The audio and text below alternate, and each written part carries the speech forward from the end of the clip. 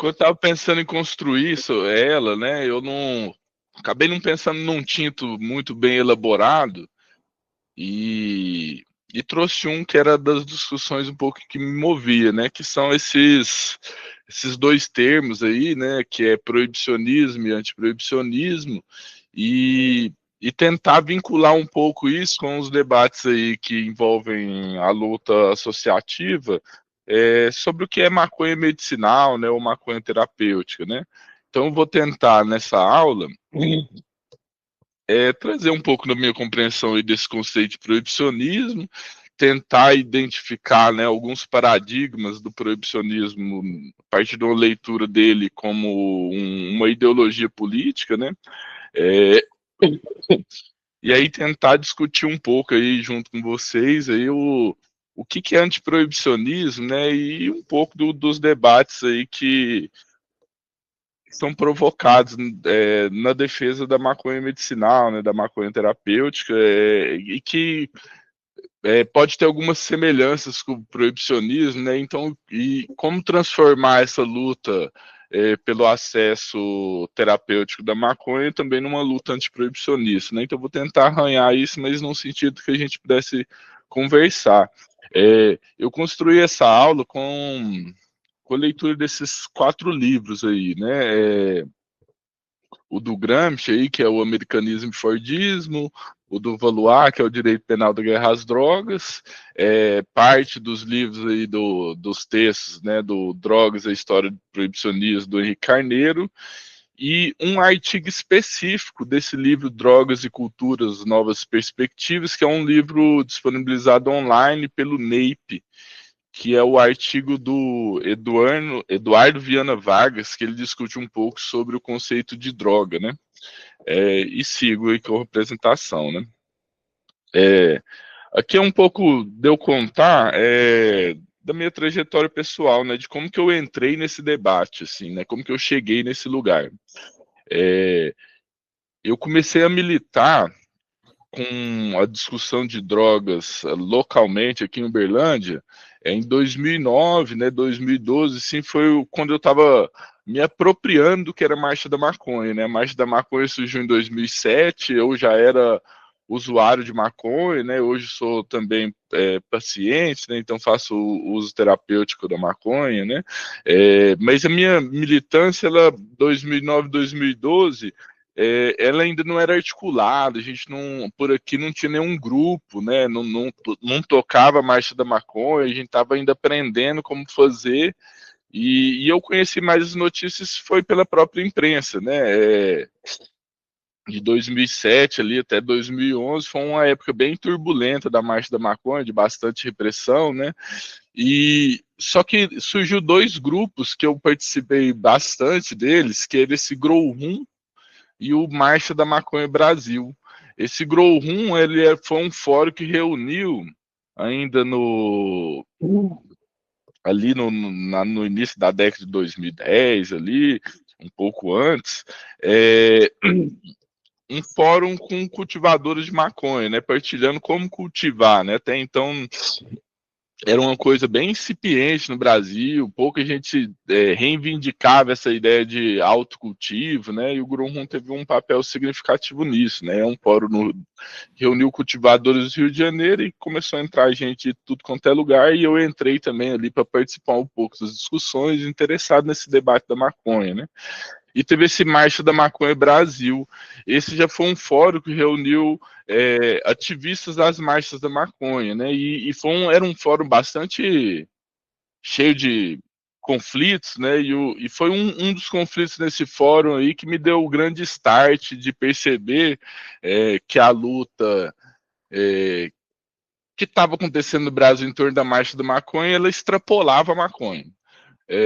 Que a Marcha da Maconha, na realidade, era um movimento antiproibicionista, né? Era um movimento que reivindicava a legalização de todas as drogas, não era restrito à maconha, né? Mas ele reivindicava o fim da guerra às drogas, né? Foi nesse fórum do Marcha da Maconha Brasil o lugar que eu primeiro tive esse contato com esse tipo de discussão, né? Hoje eu igual apresentei, né? Tô junto com a Articulação Nacional de Marcha da Maconha, participo um pouco menos do que participei alguns anos anteriores, mas ainda estou ali por dentro ali e ajudando a construir aquele grupo, né? Eu coloquei também umas perguntas que foram guiando, assim, 2009, 2012, que 2012 é quando a gente conseguiu fazer a primeira marcha aqui em Uberlândia também, né? Acho que e muito por conta desse processo que era a Marcha da Maconha. Em 2011, o STF reconheceu o direito da Marcha da Maconha de existir. Isso foi o que nos garantiu também ter um start aqui em Uberlândia, começar com o movimento, porque então a gente tinha medo de ser preso, né? A cidade de Uberlândia é conservadora, coronelista, então a gente ainda era amedrontado de construir o movimento, né? Mas depois da decisão de 2011, 2012, a gente conseguiu acabar trazendo o movimento para a rua e começando com a Marcha da Maconha, né? Aí as perguntas que escolhi aqui, assim, que eu acho que eram as que mais estavam presentes nas minhas discussões da época, né, era o que é droga? Eu tinha muita diferença, muita dificuldade de entender essa expressão. Tem muitas expressões diferentes sobre drogas, né? Tóxico, estupefacientes, narcóticos, né? E aí a expressão droga sempre me chamava muita atenção, assim, né? E quem que define, né, o que é a droga permitida e o que é a droga proibida, né? Como que foi estabelecido isso, né? E estabelecida a proibição, quem que lucra, né? E quem que é o alvo, né? Quem que morre na guerra às drogas? E por que que o proibicionismo ele tem tantas características, né?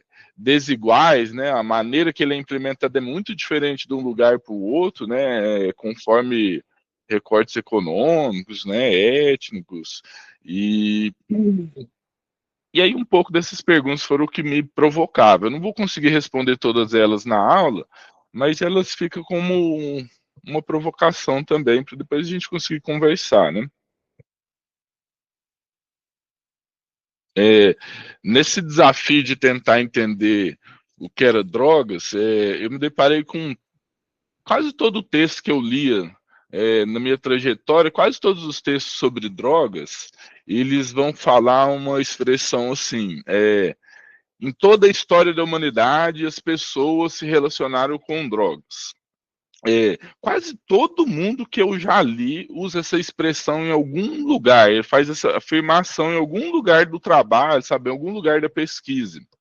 Isso me fez entender que talvez em algum momento da história essa expressão drogas ela não fosse carregada de tanto estigma como é hoje, né? E aí as leituras do Henrique Carneiro, do Drogas, História do Proibicionismo, elas ajudam a entender um outro período das drogas, onde as drogas elas não foram vistas como algo negativo, mas como algo luxuoso, né? Algo que inclusive movimentava o período daquela época, que é justamente na época moderna. Essas imagens que está aí no slide, elas são essa pequenininha primeira que tem dos leãozinhos aí, é a Companhia das Índias Orientais Britânicas. É o brasão deles. E a do lado é uma imagem, desenho, dessa Companhia das Índias Orientais, só que da Holanda, especificamente do cais na Europa, né, na própria Holanda, lá em Amsterdã.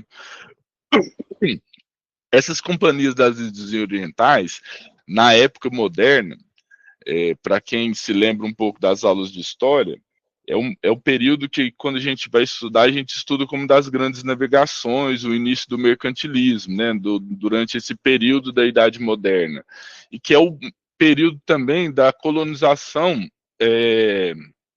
do Novo Mundo, né, a colonização europeia que se dá aqui na América, todo o período escravocrata, né, tudo isso se passa no que a gente vai chamar de Idade Moderna dentro da história.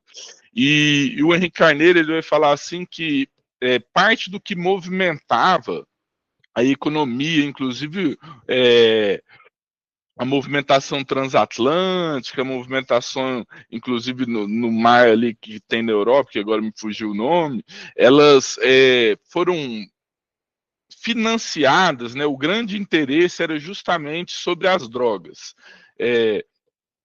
tem um texto do Henrique Carneiro, né, que ele vai mencionar, inclusive, um bispo português, que ele fala assim que Deus, na sua magnitude da criação do mundo, ele criou as drogas quentes nas regiões quentes, as drogas frias nas regiões frias, na intenção de fazer que o mundo pudesse interagir, que os povos pudessem interagir em diferentes territórios, numa defesa um pouco da globalização da sociedade, né? E aí esse bispo falava assim, que o homem, né, ele iria para as regiões sul e tiraria dali as drogas frias e levaria para as regiões quentes, né, e vice-versa. Isso seria a grande magia da construção de Deus, e que é uma evidência dessa importância também de como as drogas elas se transformaram em bens de luxo daquela época. Então, se o comércio dessas drogas ele era realizado pelas companhias das Índias Orientais, então significa que boa parte da nobreza europeia elas faziam o consumo dessas drogas, né? E como o Henrique Carneiro vai trazer, essas drogas eram vistas como alimentos, na realidade, né? O que eles vão chamar de alimentos drogas nesse período. E assim vai permanecer até meados ali, na metade do século XIX, que é quando vai começar a construção do proibicionismo, então vai se começar uma estigmatização também de algumas drogas, né, de algumas selecionadas dessas drogas que o Henrique Carneiro chama, inclusive, das drogas modernas, né, e aí são elas, né, o açúcar, o café, o chá, o tabaco, o ópio, com menos intensidade, né, mais próximo do século XIX, a coca, ele não menciona, mas eu acredito que também envolva o comércio de haxixe na região do Egito, na própria região da Índia, naquele momento, naquele período, e que o grande chance assim, que fui percebendo desse estudo da época moderna é esse efeito de que foram esse período, né, controlado comercialmente pelos estados colonialistas, que foram talvez responsáveis por popularizar é, a ideia de consumo de drogas como algo do prazer, né, e que passou a ser inserido, integrado ao cotidiano da vida das pessoas, né. E aí, principalmente o açúcar, que era um produto de luxo, né, o tabaco, o ópio, né, que vão ser ressignificados, né, ao longo do tempo e vai passar a ser de uso comum dentro da Europa, inclusive o ópio fumado, né. É, então, acho que da época moderna, a gente herda não essa perspectiva de alimentos droga, mas essa perspectiva de consumo de drogas, de consumir para existir, que vai marcar depois o neoliberalismo, né? Aqui eu separei dois trechos dessas expressões drogas, tanto do Eduardo Viana Vargas, né, e quanto do Henrique Carneiro. Aí peço licença para fazer as leituras delas. As especiarias, o açúcar, as bebidas alcoólicas, o chocolate, o café, o chá, o tabaco, o ópio, são as drogas modernas, os alimentos drogas, os estimulantes da disposição mental e dos novos sabores, que conquistam novos consumidores em todos os continentes. E outra citação, né, que as drogas não dizem respeito apenas àquelas substâncias que produzem algum tipo de alteração psíquica ou corporal, e cujo uso em sociedades como a nossa é objeto de controle ou de repressão por parte do Estado, mas também aquelas, e aí inclui a expressão ali, né, chamadas alimentos droga, como o açúcar, o café, o chá e o chocolate. Por exemplo, bem como aquelas que correntemente nomeamos medicamentos ou fármacos, né, que seriam as drogas da saúde, aí, né, as drogas da farmácia. É, e aí eu escolhi esses dois trechos porque é assim que eu olho a expressão drogas hoje em dia. Então eu tento descolar ela desse fantasma do mal que o Henrique vai trazer em seguida, mas para vincular as drogas como parte do cotidiano, assim, que a gente usa muita droga. E droga não é só o que eu vou fumar, o que eu vou cheirar, né, ou tomar como óleo, mas droga são uma série de elementos, inclusive o açúcar, né, o chocolate. Então, tudo aquilo que a gente se alimenta, de certa maneira, para nutrir o corpo, ou às vezes para nutrir a mente, que é a expressão que o Henrique vai trazer, também sejam drogas também, né? Então eu tento me fiar na expressão drogas, ampliando ela por um sentido um pouco mais cultural e que permita encontrar essa expressão alimentos droga em algum lugar, né? Sem a estigmatização moral das drogas hoje nomeadas psicoativas e tornadas ilícitas, né? Então, a mudança do sentido dessa palavra da droga na modernidade, ela é de alimentos droga. Na contemporaneidade, ela vai ganhar um caráter, uma perspectiva dúbia, né, que o Henrique Carneiro vai trazer. Ela vai representar, ao mesmo tempo, droga, com o avanço do proibicionismo, ela vai representar essa ideia de emblema da saúde, como droga medicinal que serve para todos os males, né? Então, qualquer enfermidade, tristeza, você vai recorrer às drogas para ficar bem. Por isso, compramos vários deles nas drogarias, né? Mas também como esse fantasma do mal, né? Que ele vai chamar, né? Vai apontar carregado de pânico moral, estigmatizar determinadas drogas e seus usuários, né? Então, a expressão droga hoje em dia, né, ela vai ter essa dualidade. E essa dualidade ela vai ser um dos principais sustentáculos dessa ideologia proibicionista ou do proibicionismo, né? Mas o Henrique Carneiro ele fala que é esse trecho que está selecionado aí no canto inferior esquerdo, que essa dualidade de droga como emblema saúde e droga como fantasma do mal, elas têm algumas características comuns. E que a característica comum é justamente a procura da sensação que é subjetiva de bem-estar.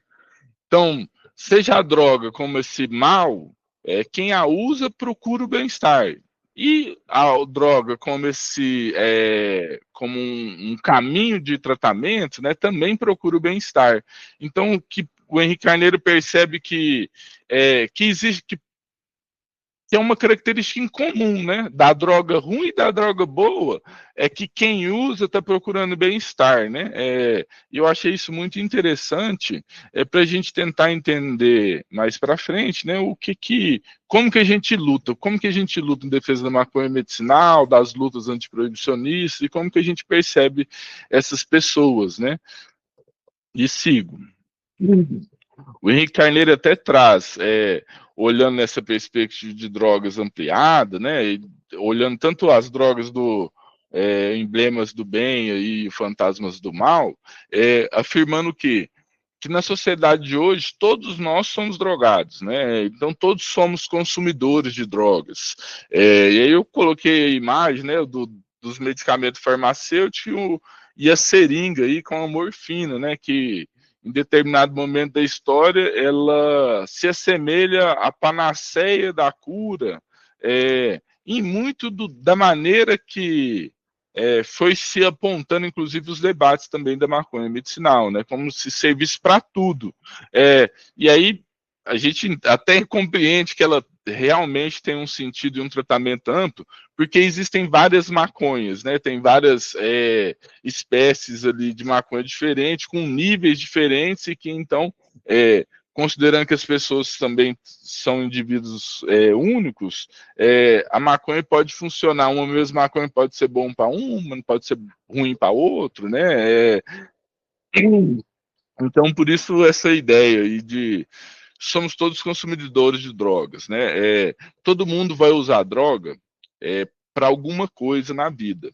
Então a gente usa para trabalhar, para dormir, para transar, para quando a gente está triste, quando a gente está cansado, quando a gente está entediado, para esquecimento, desmotivação, mas também quando a gente está alegre, né? Então a gente usa droga para quase tudo na vida. Então por isso que o Henrique Carneiro ele vai provocar falando que nós todos somos drogados, né? Então, mas apesar nós todos sermos drogados, são apenas um grupo específico de drogas e de usuários que vão ser estigmatizados, né?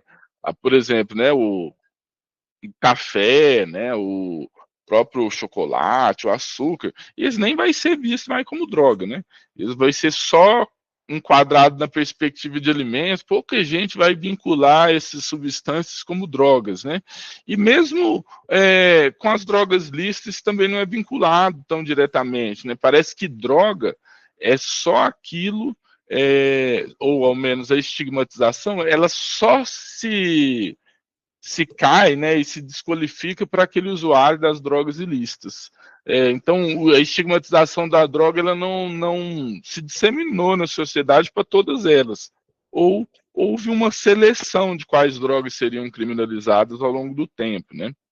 Então, o Henrique Carneiro até fala, nós somos todos drogados, mas a nossa sociedade ela não define muito bem, né, ou define pouco explicitamente, a natureza comum do hábito, né, de se tomar remédio psicoativo, bebida alcoólica, tabaco, café, qualquer droga ilícita, né, e que elas vão ser na sociedade contemporânea ressignificadas de tal forma que elas vão ser grupos diferentes, elas vão passar a ser vistas como coisas totalmente diferentes.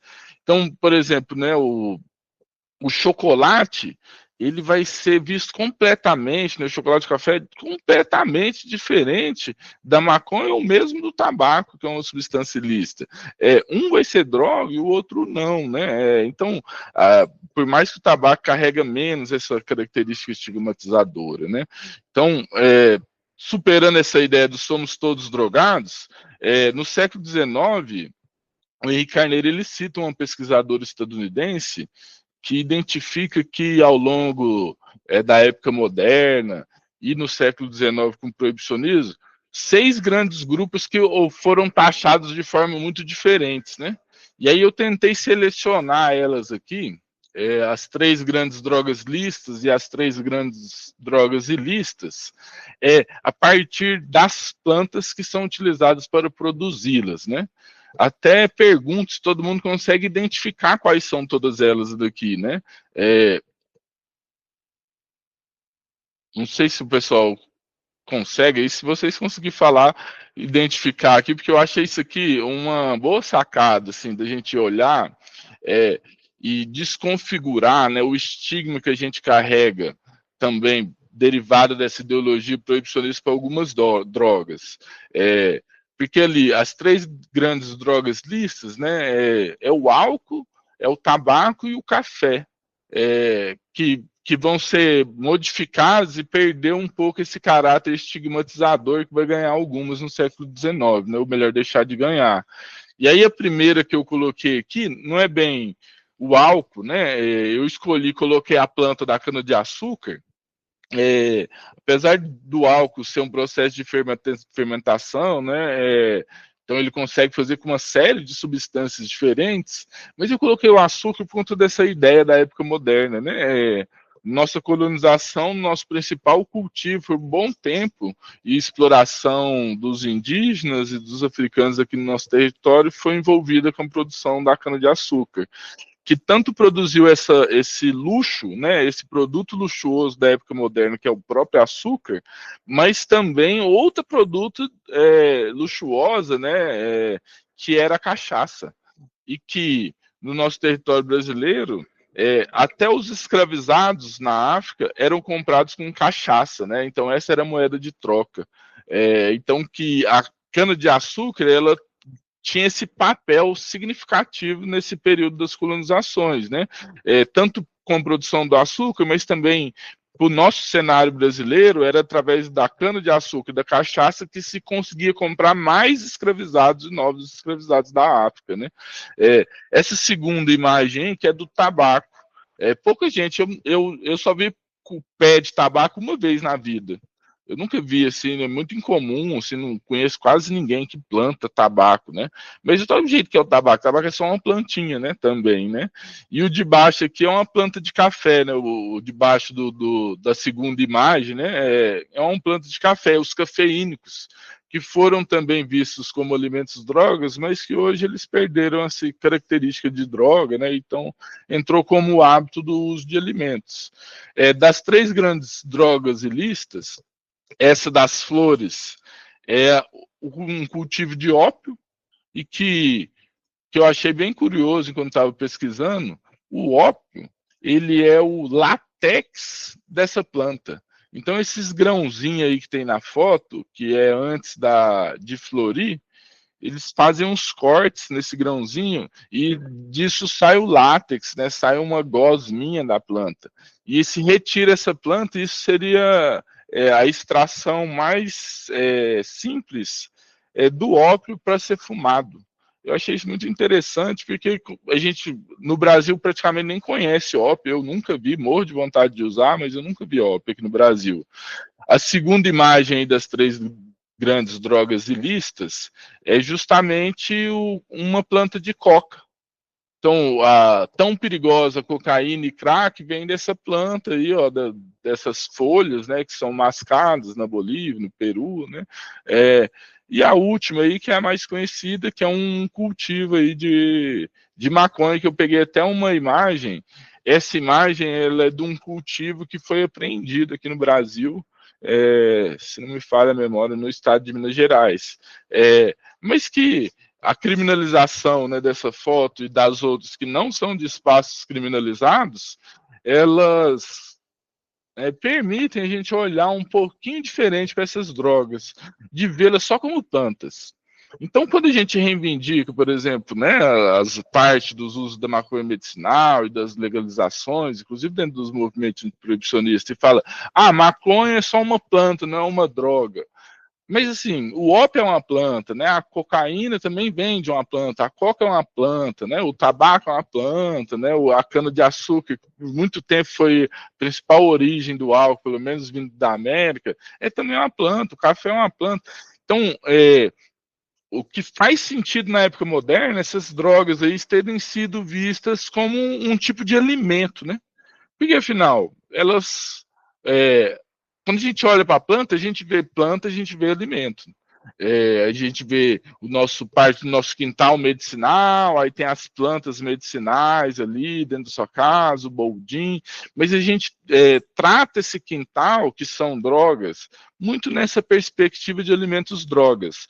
Ou seja, que a gente usa essas substâncias para ter bem-estar e que nutre a gente de alguma forma para o corpo ou para a mente também, né? Então, por isso eu fiz essa seleção de escolher. Inicialmente, quando eu estava fazendo, eu até coloquei as drogas mesmo, do sentido de usar, mas eu acho que, assim, olhando para plantas, talvez nos permita nos questionar um pouco sobre a estigmatização que se ocorre dentro da nossa bolha, né, com o uso de outras drogas que não a maconha. Ou seja, que a gente está aprendendo a desestigmatizar o uso tornado ilícito da maconha, mas ainda reforça o uso ilícito de outras substâncias. E aí, com isso, acaba reforçando também o estigma, o preconceito a esses usuários, né? Como que se hierarquizando o usuário de droga, como se o maconheiro ou quem faz tratamento medicinal de maconha fosse um uso de droga dentro dessa lógica de emblema da saúde como superior ao uso de outras drogas e superior também a outras pessoas, né? Como se a pessoa fosse superior daquela que usa outras substâncias aí, sejam lícitas ou até lícitas também, né? Aqui, eu comecei a tentar apresentar essa ideia de proibicionismo como ideologia. E aí, o livro do Gramsci, né, do Americanismo e Fordismo, o principal referência, eu acho, para essa ideia de ideologia. Porque o Gramsci, ao falar sobre americanismo e Fordismo, ele menciona muitas vezes a expressão proibicionismo ao longo do texto. Só que ele menciona muito poucas vezes as drogas em si. Ele vai sempre trazer a expressão proibicionismo como parte de uma coerção ideológica que os Estados Unidos estavam fazendo no início do século XX, de coerção do modo de vida das pessoas subalternizadas.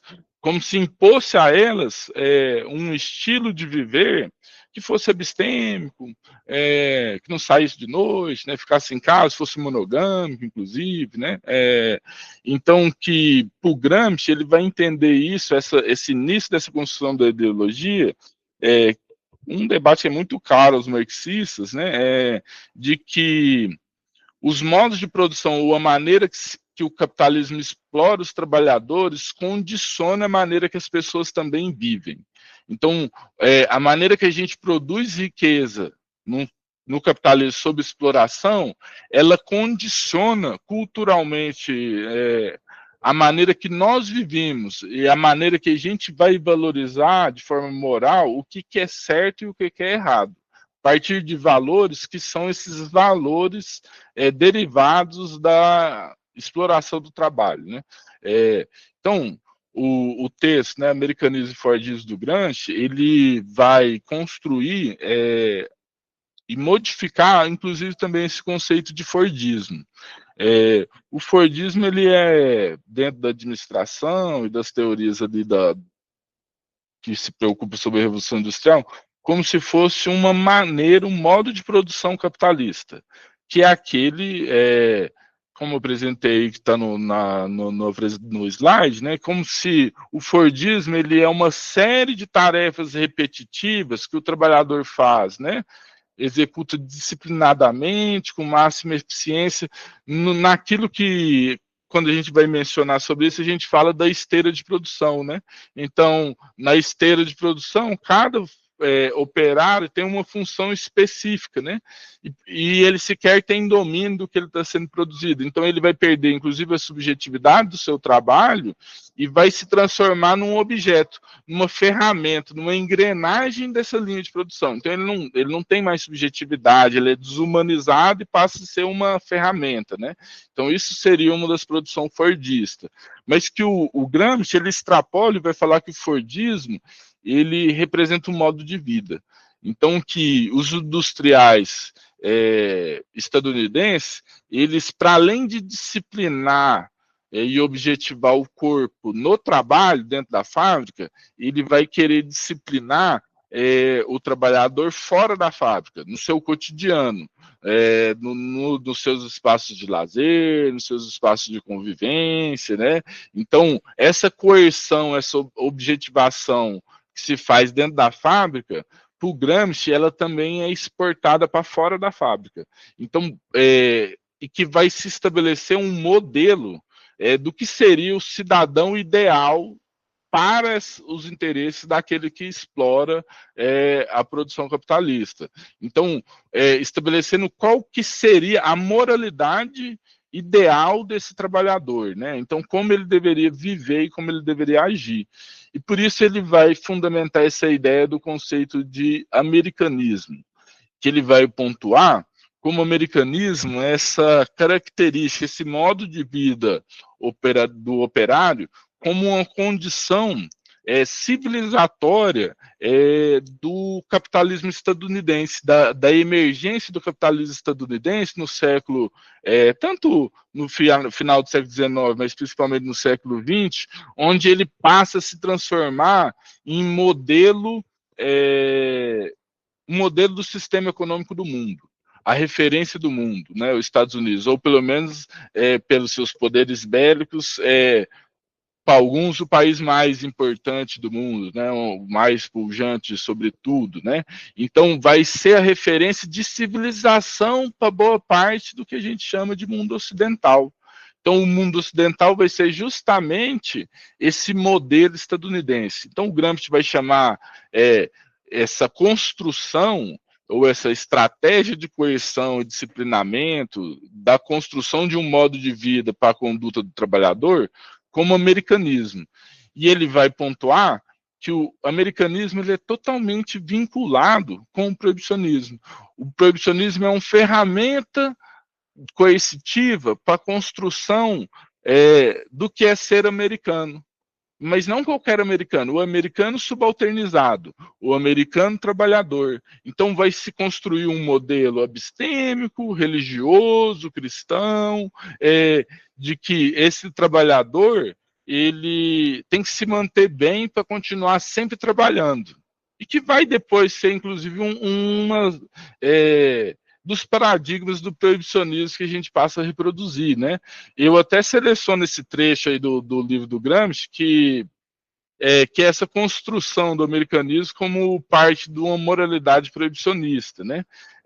Que os industriais estadunidenses, o seu principal interesse de defesa e de controle do modo de vida e também de quais drogas essas pessoas deveriam ter o direito a usar, é a conservação fora do espaço de trabalho de um certo equilíbrio psicofísico que impeça o colapso fisiológico do trabalhador, pressionado, né, premido por esse novo método de produção, que inclusive é adoecedor, né, porque se desobjetiva o ser humano, ele perde sua subjetividade, o ser humano enlouquece psicologicamente, né? Então, o industrial americano, ele se preocupa em manter, na realidade, a continuidade da eficiência física do trabalhador, de sua eficiência muscular e nervosa, para que ele se mantenha sempre produtivo. E por que eu falo que isso é um dos paradigmas que depois vai se consolidar no proibicionismo? Porque mesmo nós, e eu mesmo, já reproduzi várias vezes assim, dentro da bolha, para diferenciar a pessoa do uso abusivo, do dependente, do viciado, a gente costuma recorrer à seguinte afirmação: enquanto você está usando, mesmo se você usar todo dia, todo momento, se você é produtivo, se você consegue manter suas responsabilidades, você consegue trabalhar, você não é um dependente, você não é um viciado. Talvez seja derivado um pouco dessa perspectiva americanista de controle do que é estar bem, né? Do que é ter bem-estar. Ter bem-estar, estar bem no olhar do outro, daquele que nos controla, é conseguir que a gente trabalhe. Quando a gente está trabalhando produtivo, a gente está bem, não interessa mais nada. Isso é o bem-estar na visão do colonizador, na visão da classe dominante. Por sua vez, né, a subjetividade do que é ter bem-estar, ela extrapola, né? Então tem várias ideias do que é ter bem-estar propriamente dito, né? E como tem várias ideias do que é ter bem-estar, a única maneira de disciplinar os trabalhadores para esse tipo de modo de vida americanista, abstêmico, essencialmente, é fazer uso da força, é transformar, então, esse modelo, essa necessidade civilizatória da produção capitalista estadunidense como parte do Estado capitalista. Então, vai incorporar com um pouco uma ideologia dentro do Estado capitalista, as estratégias de coerção, a justificativa de violência para as classes subalternizadas que não se adequarem a esse estilo de vida, ou que por usos ou qualquer outro motivo, deixe de perder a sua eficiência muscular e nervosa para a produção do trabalho. Então, sendo o quê? Subalternizado, marginalizado, então criminalizado, né? Permitir que o Estado violente as pessoas, encarcere elas, já que elas perdem sua função produtiva, né, dentro da organização capitalista. Então, o proibicionismo, ele, do jeito que eu vou entendendo ele é uma ideologia, mas ele é uma ideologia que não é falha, né? Como se a classe dominante vem falhando na construção da sua ideia da defesa humanitária, de salvar as pessoas do uso das drogas. Mas, na realidade, é um projeto político altamente vitorioso, assim, né? Já que ele é um projeto de poder, uma ideologia que tem como intenção essencial garantir o controle social do cotidiano e da vida do trabalhador, do subalternizado dentro da lógica capitalista. Então, esse proibicionismo como projeto de poder, ele não alcança quem está no poder, porque ele não é criado para eles. Então, ele não é criado para as classes privilegiadas, os detentores de riquezas dentro do capitalismo. O proibicionismo, como projeto de poder, ele é justamente para as classes subalternizadas. E por isso, o principal alvo do proibicionismo, das políticas proibicionistas em qualquer lugar, vai ser os mais pobres, né? Aí no Brasil vai ter o seu característica racista, o mesmo dos Estados Unidos, com algumas características xenofóbicas, a xenofobia na Europa. Então, por quê? Porque o proibicionismo, como ideologia do Estado, como projeto de poder, ele serve para controlar os de baixo. Então, ele é uma estratégia eficiente, considerando o encarceramento em massa, que não acontece só no Brasil, mas em boa parte do mundo, derivado da guerra às drogas, como uma ótima estratégia de controle social. Então, o proibicionismo trata sobre a violência, sobre as pessoas, essencialmente, né? Então, o proibicionismo, ele é além do estado jurídico de perseguição, porque para se perseguir, tem que se ter um certo não total, mas um certo e necessário consenso, ao menos dentro da classe privilegiada, para operar e moldar as disputas e os valores culturais estabelecidos na sociedade, né? Então, o proibicionismo, como ideologia, ele vai nos modificar, ele vai nos interferir na nossa cultura e vai passar a nos reger como valor moral. Então, às vezes a gente é proibicionista até sem perceber. E vai começar e vai falar alguma coisa. Muito similar ao racismo, como estrutura de poder. Porque a gente às vezes é racista e nem sabe que está sendo. E o mesmo, então, com o proibicionismo nessa perspectiva que levanto, né? Então, o proibicionismo ele é um mecanismo de higienização social, de entender o que é o modo de vida limpo, certo, e o qual que é o modo de vida que deve ser aniquilado, perseguido, extirpado. O que permite estabelecer na realidade, pela classe privilegiada, quem é o grupo social, que sujeito que vai ser perseguido. Então, o proibicionismo ele é uma ótima estratégia de justificar a violência naquele grupo que já sofre de violência, de preconceito da classe dominante, né? Então, o proibicionismo ele funciona, que é um conceito do Gramsci, né, como uma ferramenta de hegemonia que legitima a desigualdade e que, o Achille Mbembe vai até trazer, legitima o genocídio do povo negro no território americano. Então, é uma ferramenta de hegemonia que permite o controle social do direito, inclusive, à vida da pessoa. Quem tem o direito de viver e quem tem o direito de morrer, né? E quem, com sua morte, é assim que ele vai ter uso dentro da sociedade capitalista, né? Aí, aqui, uma discussão que, dentro dessa lógica de proibicionismo, que se mais direcionada às drogas, é a do Luiz Carlos Valois. Porque se o Gramsci ele nos ajuda a entender o proibicionismo como parte da ideologia do Estado, o Valois, ele ajuda a perceber como que o proibicionismo ele foi gestado, construído nos Estados Unidos e transformado numa política internacional. Eu até faço a ressalva do Valois no livro dele, que eu peguei muito poucas menções à trajetória do proibicionismo no território brasileiro. O Valois faz a mesma coisa, né? E ele usa como subterfúgio para fazer isso, porque ele aponta o quê? Que nós somos e sempre fomos, em matéria de drogas, um país submisso aos interesses estadunidenses. Então, tudo que os Estados Unidos defendia, a gente seguia sem qualquer discussão interna. E que ele até vai falar, o Brasil, ele desde ali do início da República, nós somos um país americanizado. Então, que a gente segue a política estadunidense e copia os interesses dela. Tanto é que a nossa primeira Constituição republicana, o nome do nosso país era, inclusive, Estados Unidos do Brasil, porque a Constituição ela era inspirada na Constituição estadunidense, né? Então, nós se chamamos, em determinado momento da história, também como Estados Unidos do Brasil, que mostra esse vínculo de olhar da nossa classe privilegiada, da nossa elite, de olhar com muitos bons olhos para a classe privilegiada estadunidense, né, da elite estadunidense. Então, o proibicionismo, o Valois, então, ele vai falar o quê?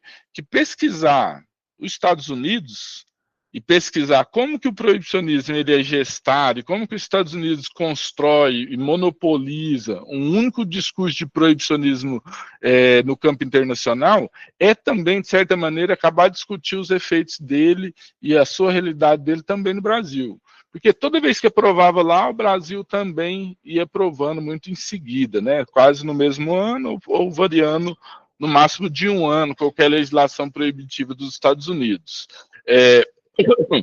Então, o Valois, sobre essa expressão guerra às drogas, ele até traz ela como sinônimo da criminalização arbitrária de certas relações que o ser humano trava com algumas substâncias. Mas drogas não morrem, não levam tiros, não são encarceradas. O termo guerra às drogas vem revelando sua face exclusivamente desumana de uma guerra contra as pessoas. Então, em muito desse estigma, né, da droga que vai passar a ser construído no proibicionismo. Porque a droga, então, qualquer combate a ela, como modelo de construção do Estado, é a criminalização do subalterno. Então, é uma guerra contra as pessoas, mas não contra qualquer pessoa, inclusive. Vai ser contra os subalternizados na lógica e na divisão social capitalista, né? Vai ser uma guerra contra os de baixo, né? Essencialmente. Então, vão ser eles os ceifados, vão ser eles os mortos e encarcerados, né? E que o Valois até percebe que o proibicionismo ele não surge. O principal argumento é a defesa da saúde pública, mas ele não tem nada a ver com saúde pública, mas sim essa como uma estratégia, uma ideologia que é construída para legitimar as desigualdades sociais e econômicas da sociedade. Então, essa é a função do proibicionismo. Sequer é o combate às drogas, mas é permitir combater determinados sujeitos dentro da sociedade. Qualquer pessoa que se relaciona com drogas, seja no consumo, na produção, na venda, no uso, com determinadas drogas, vão permitir ser perseguidos. Só que não tem a ver com a droga. Mas as drogas vão sendo selecionadas para ser proibidas conforme quem as produz, de onde elas são produzidas e quem as usa. Então, o proibicionismo, ele é essa justificativa de perseguir aquele já indesejado dentro daquele território pela classe privilegiada, pela classe, a elite da sociedade, né? O Valois também traz uma ideia, que é onde começa, e que eu faço até uma rápida linha do tempo aí do proibicionismo a partir dos textos dele, que guerra às drogas, ela extrapola, né? Ela é muito anterior à declaração de guerra às drogas feita pelos Estados Unidos em 1971, né? Até tomo licença para fazer a leitura dessa citação que eu selecionei dele, né? Embora politicamente e academicamente o termo guerra às drogas tenha passado a ser utilizado com mais frequência após a declaração do presidente norte-americano Richard Nixon, em 17 de junho de 1971, essa guerra, consubstanciada na crescente e indiscriminada criminalização de diversas condutas, começou bem antes, pois guerras não começam quando são declaradas, mas quando se dá a primeira agressão. Quando se desfere o primeiro tiro, já há guerra.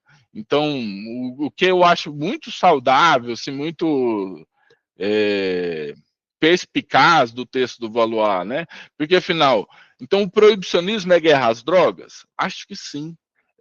Então, o combate às drogas e o controle das pessoas a partir do combate às drogas, que é a construção ideológica do proibicionismo, ela não inicia só no final do século XX, aí, a partir da década de 70, ela começa muito bem antes, né? Como o Valois fala, quando se começa a perseguir já algum sujeito, a partir disso começa a guerra, né? Então, quando começa a partir da droga criminalizar determinado sujeito, tem início a guerra às drogas.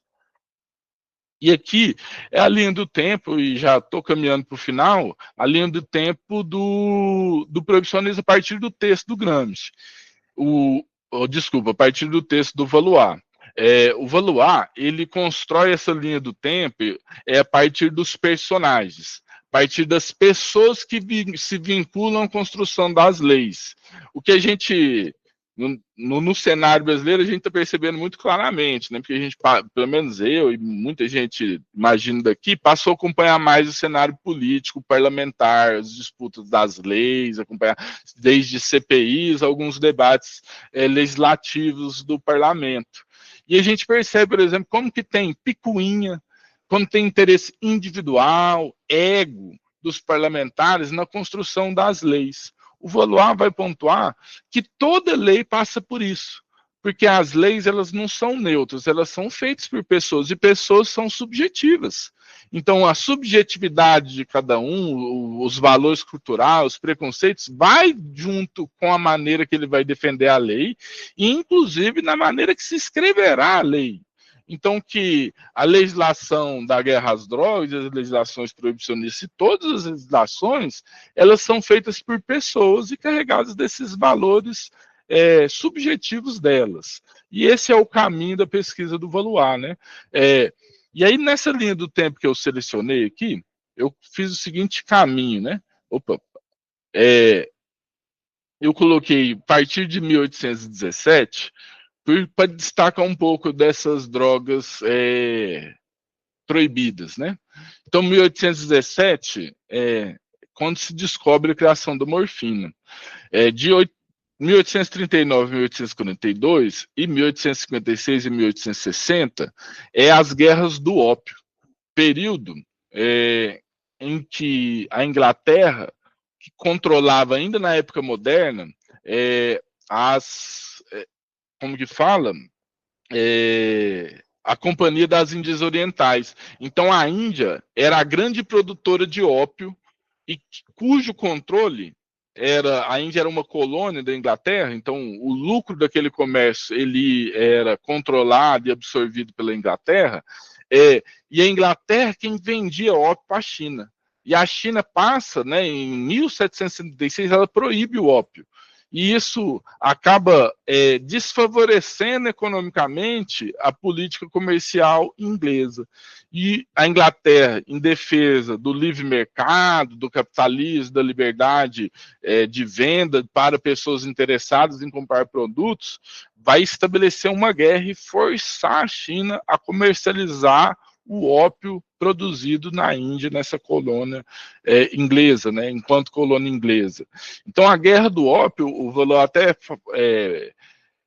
traz como curiosidade que talvez seja o início da guerra às drogas, e que o início da guerra às drogas nem se sabe se é uma guerra em favor das drogas, contra as drogas, ou utilizando as drogas como subterfúgio para um debate, um conflito que era econômico, entre a economia chinesa e a economia inglesa. Então, o Valois, ele traz a guerra do ópio, mas ele não aponta muito claramente se ali vai ser o início da guerra às drogas, mas creio que sim, né? Porque a guerra às drogas vai ser a primeira delas, a guerra do ópio, e que vai se prender, matar e perseguir muita gente em território chinês que comercializava droga. Ou seja, a China perseguindo e a Inglaterra atacando o Estado chinês que o perseguisse, que perseguisse os comerciantes, que é uma inversão muito significativa com o século XX, que é a construção e a gênese do proibicionismo, né? E aí sigo. Em 1859, a descoberta da cocaína, tanta morfina, cocaína e heroína eram remédios, né, descobertos pela indústria farmacêutica. Em 1869, um partido que até me falhou, não consegui pesquisar mais, que existe nos Estados Unidos até hoje, aí eu não consegui entender muito, considerando a bipolaridade partidária que tem nos Estados Unidos. Mas em 1869, o movimento puritano, que defendia esse modelo americanizado para a sociedade, passa a ocupar os espaços de poder, cria um partido proibicionista, muito derivado desse movimento que se chama de movimento da temperança, do movimento em defesa do não uso de nenhuma droga, nenhuma substância psicoativa, né? Ou ao menos não das drogas proibidas, né? E que passa a incluir o álcool ou aquelas 6 grandes drogas que eu apresentei anteriormente, né? Todas elas vão passar a ser alvo desse movimento de temperança e desse partido proibicionista. E, incrivelmente, a única exceção é o café, mas o próprio álcool, né, vai ser, e o tabaco, em determinado momento, ele também vai passar por isso no Partido Proibicionista Estadunidense. Opa, aqui tem 2.817 aqui que está errado, mas as primeiras conferências internacionais que acontecem muito provocado pelos Estados Unidos é essa conferência de Xangai e a primeira conferência de Haia, que em 1912 vai garantir a Convenção de Haia, que vai ser o primeiro tratado internacional de criminalização das drogas, em especial do ópio e da coca. A maconha vai aparecer muito depois dentro dessas convenções internacionais como algo proibitivo, mas essa convenção de Haia, ela vai regular principalmente esse mercado pujante que passa a ter, inclusive dentro da área médica, do uso da morfina. Porque a morfina se torna a panaceia de todos os medicamentos. Então, o uso e a produção da morfina cresce absurdamente. Então, o seu consumo favorece quem vende ópio, favorece quem explora, modifica o ópio para sair a morfina, e que vai se transformar na panaceia de qualquer médico. Então, os médicos tudo vão receitar morfina para todo mundo, e isso vai provocar, muito influenciado desse movimento de temperança nos Estados Unidos, essa criação dessa convenção de Haia, dos tratados proibitivos do ópio e da coca, e que, diferente da ideia de guerra às drogas, lá da década de 71, do próprio Nixon, essa primeira convenção de Haia, ela se manifesta como guerra, como um subterfúgio de regulamentação. Ela tenta estabelecer quem que pode produzir ópio, quem que pode vender ópio. Ou seja, proibindo alguns comércios, mas vinculando, autorizando alguns países da produção desse medicamento, né, desse emblema da saúde, que era a morfina, que é derivado também da papoula, por exemplo, do ópio, né? Nos Estados Unidos, a influência dessa convenção de Haia vai ser algo que se assemelha muito com o que se desenvolve hoje no debate da maconha medicinal, que é essa lei que ganha esse nome, Harrison Narcotics, que é uma lei que passa a estabelecer, derivada da convenção de Haia, que o único tipo de uso legítimo dos derivados da coca e do ópio é o uso médico ou o seu uso para pesquisa científica. Qualquer uso que não seja enquadrado dessa forma, ele vai ser criminalizado. E que esse Harrison Narcotics, aí, essa lei estadunidense, ela vai garantir nos Estados Unidos o direito de venda dos derivados da coca e do ópio aos médicos estadunidenses, porque assim eles reivindicam o monopólio do uso dessas drogas, entendendo que só eles poderiam receitar, porque eles que têm o detentor saber, né, biomédico, do biopoder ali, do uso das drogas.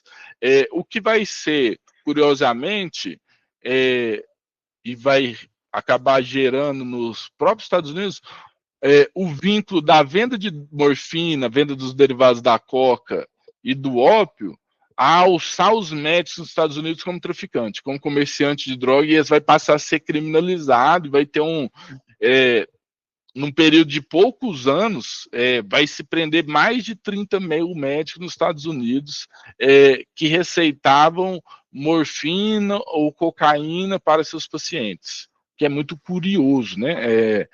Considerando o jeito que hoje no Brasil se reivindica o direito de prescrição aos médicos exclusivamente, e também a perseguição às associações que contrapõem, né, essa lógica da indústria farmacêutica, da exploração da maconha enquanto remédio. Então, a associação que vai disputar esse comércio controlado pela indústria farmacêutica, ela pode correr o risco de ser criminalizada, como bem trouxe a Ângela no nosso encontro anterior, né? Dessa criminalização das associações que estão em defesa, por exemplo, da vida, do uso e do bem-estar de pessoas com enfermidades, né? Em defesa desse uso terapêutico. Também nessa linha do tempo, algo que vai ser significativo, que vai garantir a expansão e a hegemonia do imperialismo estadunidense é a Primeira Guerra Mundial. Até então, os Estados Unidos eles não eram essa potência econômica que se construiu com a Primeira e a Segunda Guerra Mundial, principalmente. Mas na Primeira Guerra Mundial, a Inglaterra, que era a grande potência da época, ela se endivida com os Estados Unidos para garantir a manutenção de sua guerra.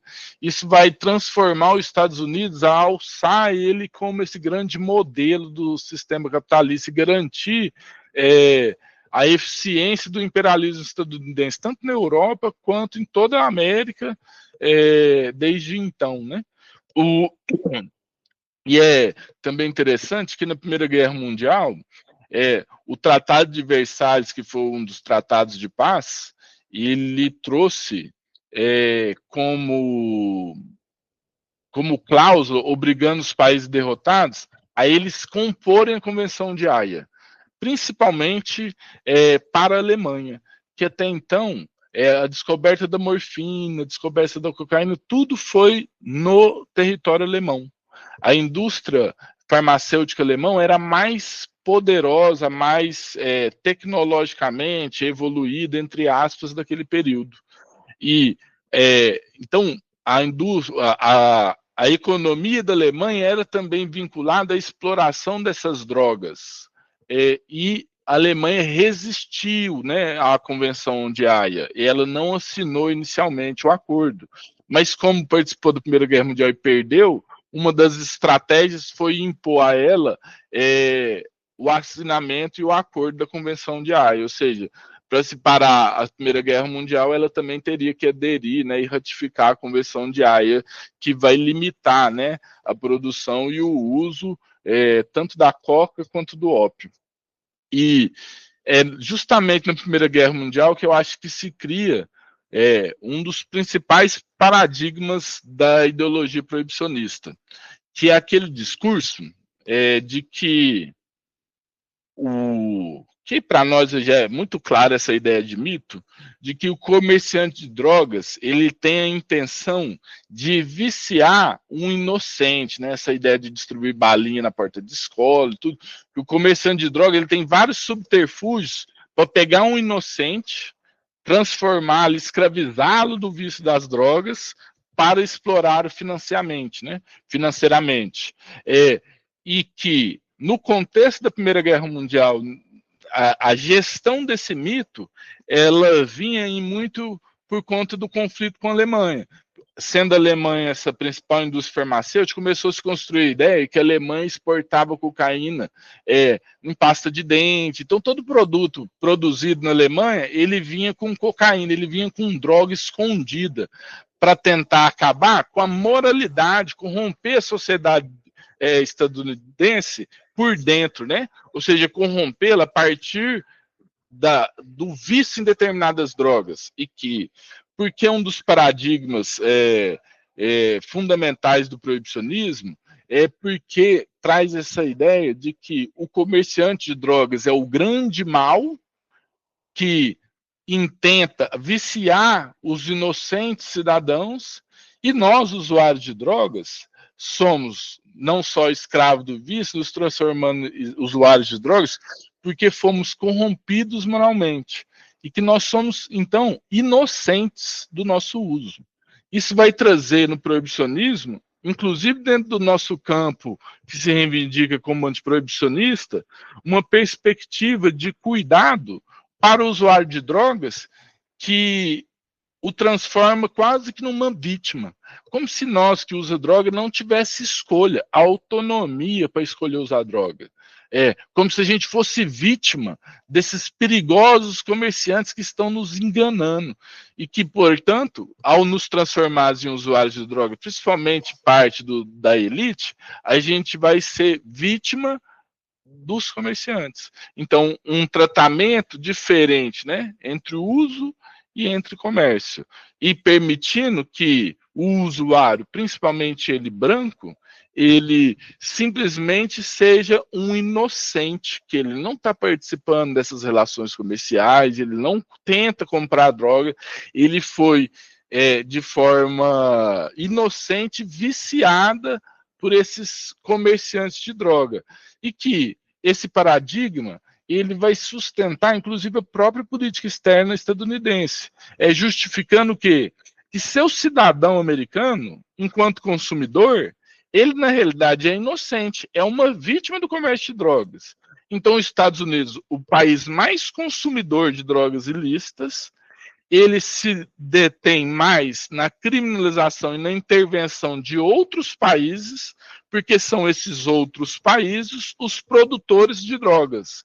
Eles, sim, os responsáveis por violentar o estilo de vida estadunidense. Então, permitindo, ao longo de todo esse tempo, a intervenção dos Estados Unidos na soberania nacional de outros países, que, como a gente está vendo, né, eu acompanhando as notícias, é justamente o que está acontecendo hoje em alçar organizações clandestinas, criminosas, né, de comércio de drogas, a ideia de um narcoterror, ou a ideia de transformá-los em terroristas, justificando a intervenção estadunidense e o estado de não direito dessas pessoas vinculadas com drogas, né? A gente tem os vídeos do próprio Trump comemorando ele explodindo barco de gente provavelmente subalternizada, pobre, dentro dessa relação de produção capitalista, aparentemente acusando eles de levar droga para os Estados Unidos, e simplesmente os vídeos mostram ele sendo obliterado com mísseis, né? Tipo assim, some tudo, né? E é um discurso vitorioso e que no Brasil tem ganhado grande apoio. Talvez, como o Valois e como eu também percebo, por conta dessa americanização do Brasil e da submissão da nossa classe privilegiada, da nossa elite, aos interesses estadunidenses, né?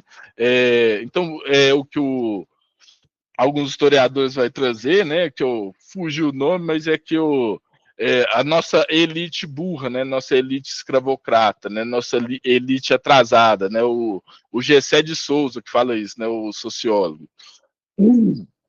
Então, sigo, né? Opa. Aí dentro dessa linha do tempo também do proibicionismo, sendo um pouco mais sintético, a gente vai ter nos Estados Unidos a lei seca, a gente vai ter, e aí esses empretos são todas as próximas convenções internacionais, né? A Conferência Internacional do Ópio, de 24 a 25, a Convenção para a Repressão do Tráfico Ilícito das Drogas Nocivas, o início, dentro das políticas internacionais, a construção da expressão traficante, do comerciante de drogas, ele ser alçado, deixar de ser visto, inclusive nas legislações internacionais, como um comércio e passar a ser visto como um traficante, como um tráfico, justificando qualquer tipo de violência, porque afinal o traficante ele ataca o modo de vida estadunidense. Opa. Então, aí depois, as últimas, né, já depois da Segunda Guerra Mundial, a Convenção Única sobre Entorpecentes, a Convenção sobre Substâncias Psicotrópicas, a Declaração Formal da Guerra às Drogas pelo Nixon nos Estados Unidos, e a última convenção, que é a Convenção contra o Tráfico Ilícito de Entorpecentes e Substâncias Psicotrópicas.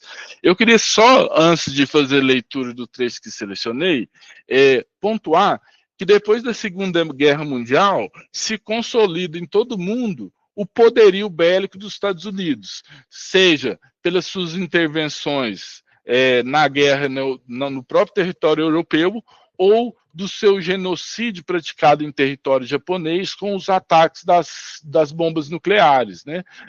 Então, amedronta todo mundo, né, os Estados Unidos. Então, ele passa a ser a referência porque os outros países passem a temer tanto a economia dos Estados Unidos quanto a força bélica dos Estados Unidos. É nessa convenção aqui, nessa Conferência Internacional do Ópio, de 24 a 25, que vai ter a primeira menção à maconha. Ela não vai entrar nas substâncias proibidas, mas vai se transformar uma substância de controle internacional, que vai facilitar em 1936, ela ser alçada como uma das substâncias proibidas e vai se consolidar nessa Convenção Única sobre Entorpecentes. É na na Conferência Internacional do Ópio que o texto do André Barros, ele menciona o Pedro Pernambuco, que vai falar assim que o Brasil tem grande influência de incluir dentro do proibicionismo internacional a maconha. O Valois fala que isso está valorizando demais o diplomata brasileiro. Que ele vai falar assim, quem tinha mais força nisso eram as declarações do Egito. Mas eu fui pesquisar, acho que o André Barros ele tem uma perspicácia ao falar isso, porque o Brasil, diferente em relação à sua submissão com todas as outras legislações, o Brasil, em relação à maconha, proíbe antes. Nós proibimos maconha em 1830, com o Pito do Pango, vai proibir nacionalmente ela, aí já com a expressão de cannabis, em 1922, 1932, e com o governo de Getúlio Vargas, enquanto nos Estados Unidos a primeira taxação, a primeira regulação proibitiva da maconha é de 1937. Então, a maconha talvez seja a nossa substância proibicionista, né? A substância que germinou e garantiu que o proibicionismo estadunidense tivesse grande acolhida no território brasileiro pelas nossas elites. Ou seja, o proibicionismo no Brasil já era gestado com a criminalização dos hábitos, dos comportamentos e dos modos de vida da população ex-escravizada, né, ex-escrava, com o fim da escravidão aqui no território brasileiro. E que, então, a maconha seja talvez o grande início do nosso proibicionismo. A gente proíbe antes de qualquer outra droga, né, aqui no nosso território.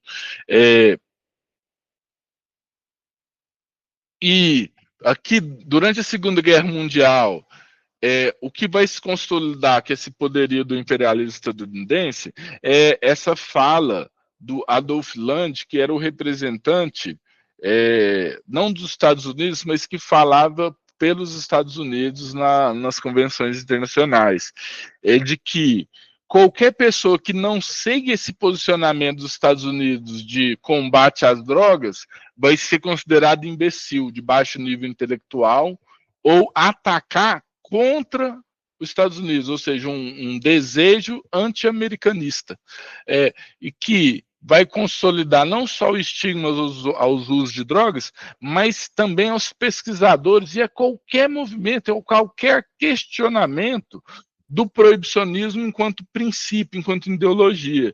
Então, questionar a política de guerra às drogas depois da Segunda Guerra Mundial se torna muito difícil no cenário internacional e também nos cenários locais de diferentes países, porque a gente vai passar a ser chamado de imbecil, porque a gente, na verdade, está fazendo essa defesa porque nós fomos corrompidos moralmente pelos comerciantes de drogas. Então, porque nós somos escravos do vício, viciados. Então, nossa defesa ela é de pouco valor, nossa argumentação é de pouco valor, porque nós não temos moralidade suficiente para participar desse debate, já que o único caminho dele é o combate. Então, qualquer discurso fora dele é porque a gente está enlouquecendo, na verdade, né? Isso vai consolidar o proibicionismo em todo mundo. E curioso é que na Segunda Guerra Mundial, ali, depois da Segunda Guerra Mundial, a gente tem o início da Guerra Fria.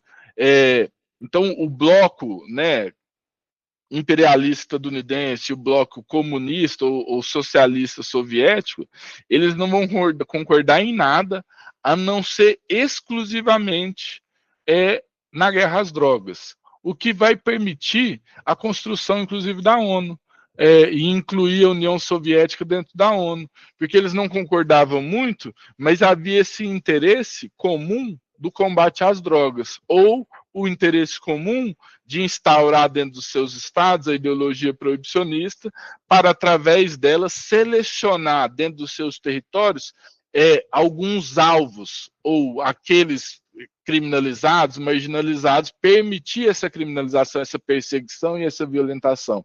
Então, o proibicionismo, né, seja na União Soviética ou seja nos Estados Unidos, ele vai cumprir o mesmo objetivo, de perseguir aquele já marginalizado dentro da sociedade. O mesmo vai ser reproduzido na União Soviética, o mesmo nos Estados Unidos, que vai se estabelecer esse consenso mundial e trazer para qualquer um que debate contra esse consenso essa desqualificação de estar ficando louco, de ter sido corrompido pelo uso da droga. Então, a palavra ela perde o valor, né?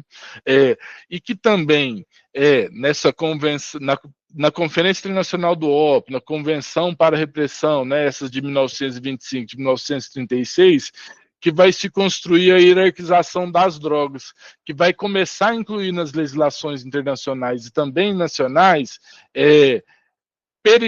periculosidades diferentes para as drogas. Então, elas vão ser todas ilícitas, mas elas vão ser algumas com regulamentações mais restritivas, outras totalmente perseguidas, a partir de um caráter supostamente científico, do qual que é mais perigosa e qual causa mais dependência, né?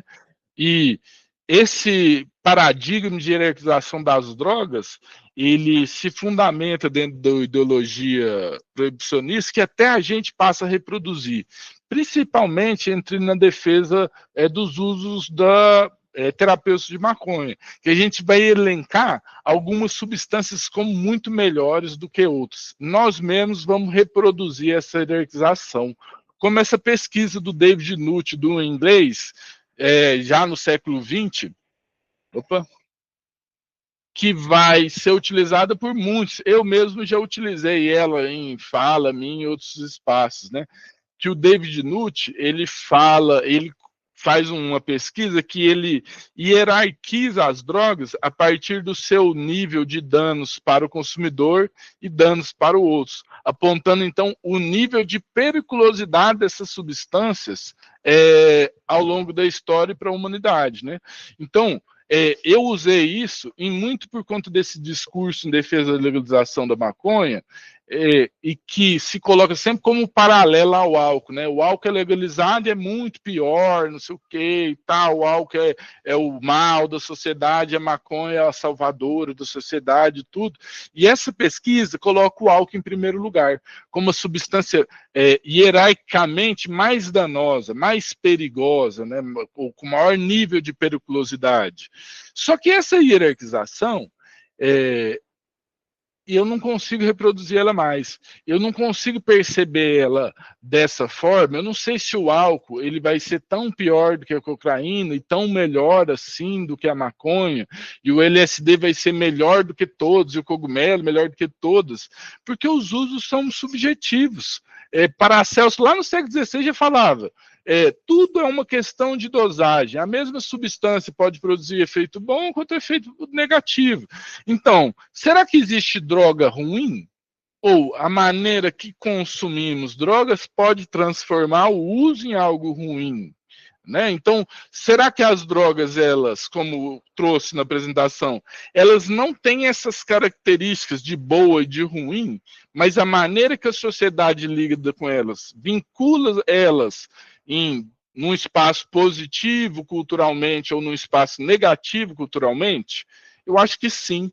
E como quando utilizava essa pesquisa para fundamentar algumas falas, eu tinha um interesse subjetivo meu de vincular o álcool, porque não sou usuário de álcool, inclusive, né?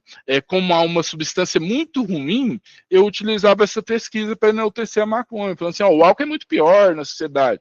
Mas a realidade é que não sei se o álcool é assim tão pior. Pior talvez seja a maneira que é estimulado o consumo do álcool na nossa sociedade e também estimulado das drogas proibidas o seu consumo sobre um ordenamento proibicionista, persecutório, de perseguição. Então, as drogas mais estigmatizadas, como a cocaína e o crack no cenário brasileiro, talvez o seu grande mal seja vinculado à proibição, seja vinculado à maneira que o proibicionismo vai perceber esse usuário, a droga e o usuário, que vai jogar ele para as marginalidades. Então, maconha eu fumo sentado no banco da universidade, fumo conversando com as pessoas, fumo em quase qualquer lugar. Mas se uma pessoa passa fumando um crack ou cheirando cocaína, tem muita gente que vai ter uma resistência, vai olhar e tratar aquela pessoa como um drogado, reproduzindo nada mais que esse discurso americanizado do proibicionismo. Justificando o quê? Que aquela pessoa que usa uma droga diferente da minha é uma pessoa de não direitos. Enquanto drogado, ela sim deve ser perseguida, porque eu defendo a legalização de umas drogas, mas sou proibicionista e defendo o combate a outras, a violência, a estigmatização de outros sujeitos. Então eu também vou acabar desumanizando os usos e as pessoas que fazem uso de outras drogas, seja elas quais forem, né? Inclusive os derivados da coca, os derivados do ópio, né? Ou os derivados da maconha, né? E aí, já caminhando, aí só falta mais, acho, 3 slides. O que eu fui propor aqui, para ver se a gente consegue conversar um pouquinho ainda, porque eu enrolei mais do que eu deveria, sobre o conceito de antiproibicionismo. Então, eu não sei se é antiproibicionismo, e eu tenho ainda dificuldade de definir o conceito de antiproibicionismo. O que é antiproibicionismo? Né? Para mim, eu acho que antiproibicionismo, assim como o proibicionismo não tem a ver com droga, mas tem a ver com o controle de determinados sujeitos e a violência e criminalização de determinados sujeitos, o antiproibicionismo também não tem a ver só com a legalização das drogas ilícitas. Então não tem a ver só com acabar com esse regime de combate às drogas legislativo, mas ela vai envolver uma transformação da maneira que a gente age e vê a sociedade. Então, o antiproibicionismo ele vai ser embrincado de pautas aparentemente não vinculadas com as drogas, como o fim da criminalização da pobreza, a denúncia da seletividade penal, o vínculo do racismo estrutural para perseguir determinados sujeitos, sobretudo usuários de drogas e comerciantes de drogas, a militarização ou a ocupação militar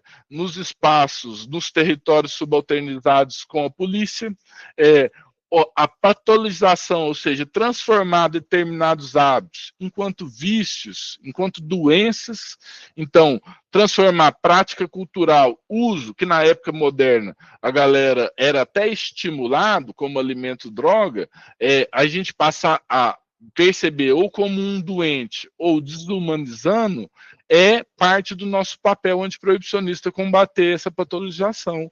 Então, combater olhar para o usuário de droga como um doente, combater a desqualificação que se construiu para os usuários de drogas enquanto drogados, como um valor, como esse fantasma do mal, como um problema, né?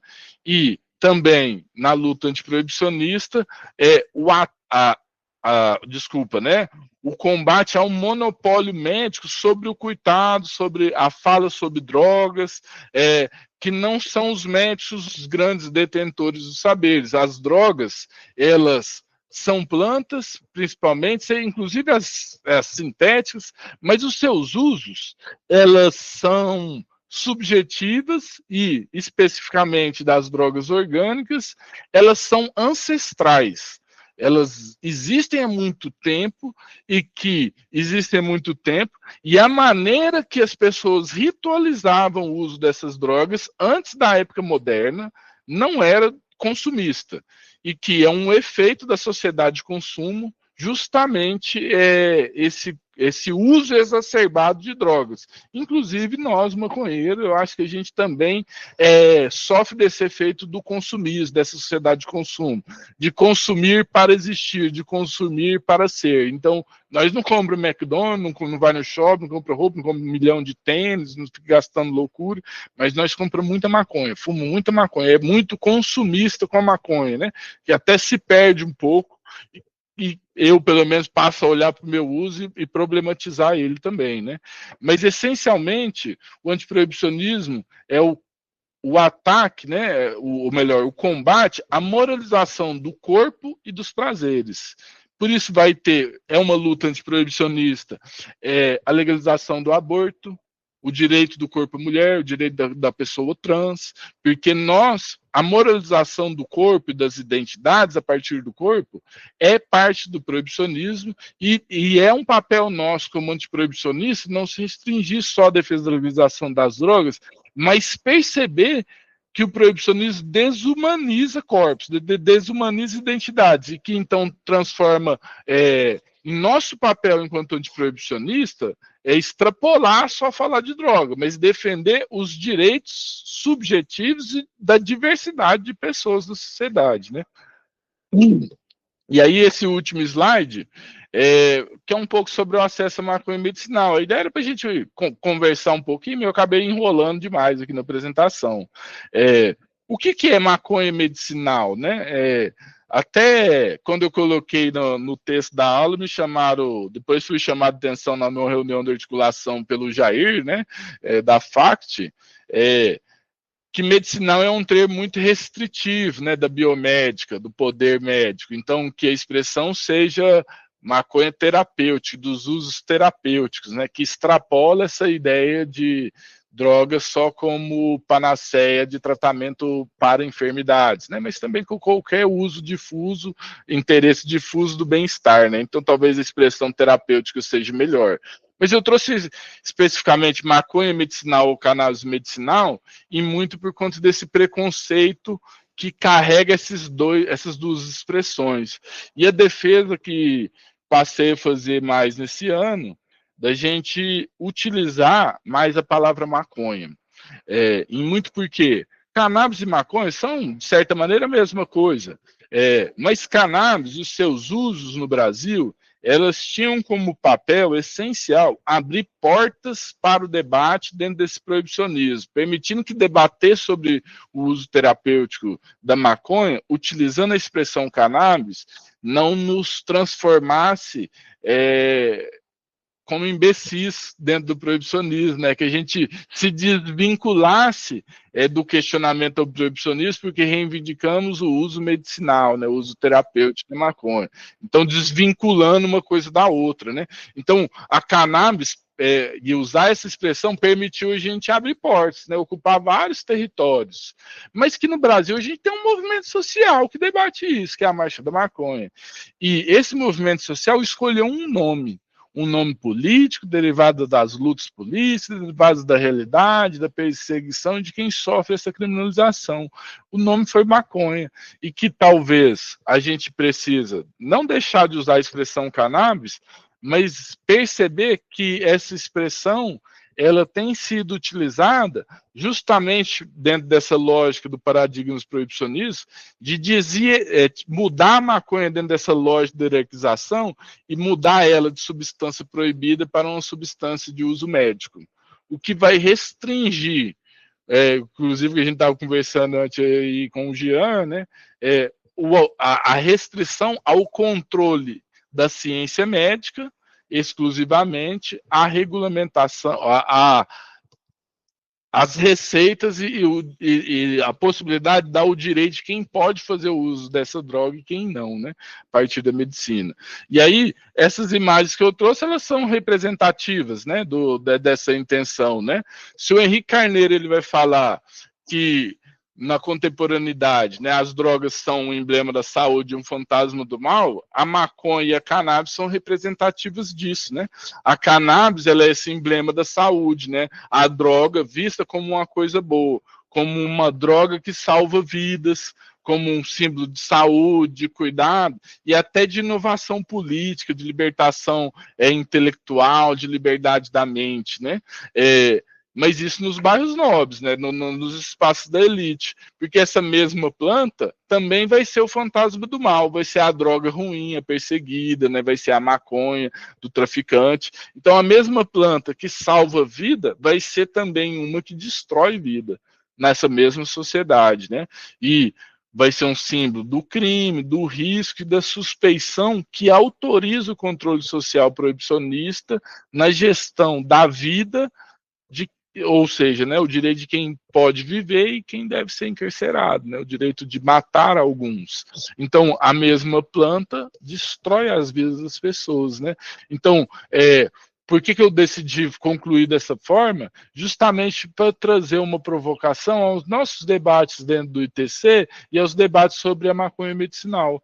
Afinal, que tipo de defesa a gente está falando do avanço da maconha terapêutica, tirando ela do rol das outras drogas, e se isso não é, de certa maneira, proibicionista, que a gente está trazendo esse valor construído no proibicionismo diferente para as drogas, ou seja, nossa grande luta pode ser, na realidade, proibicionista e tirar a maconha do proibicionismo. E entendendo que o proibicionismo ele se trata sobre drogas especificamente, mas uma luta em defesa da maconha terapêutica e dos usos medicinais terapêuticos dela, ela envolve uma luta que também é antiproibicionista e, portanto, não tem a ver com droga boa ou droga ruim, mas com garantia de direitos, com o fim da perseguição, da criminalização e da morte de determinados sujeitos sobre o subterfúgio de guerra às drogas, né? Afinal, guerra às drogas, na realidade, é só uma desculpa de guerra a determinadas pessoas, né? Não são todas as que vão ser vitimados por essa guerra, né? Todos somos atingidos, mas só alguns são alvos das balas perdidas do encarceramento, né? E finalizo. Muito bom, professor Gabriel.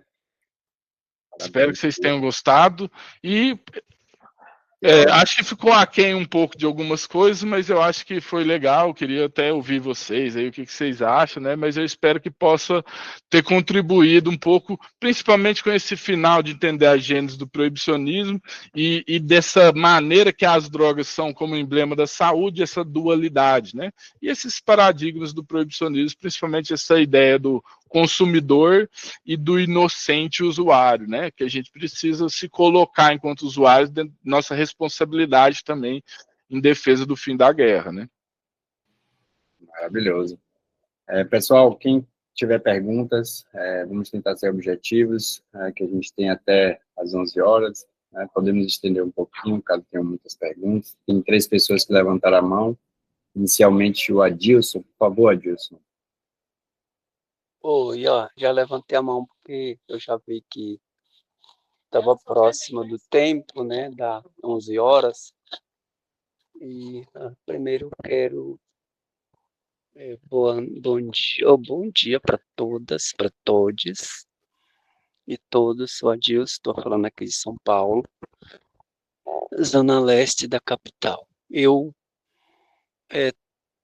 primeiro quero informar que amanhã a gente vai ter hoje está tendo a Marcha da Maconha de Guarulhos.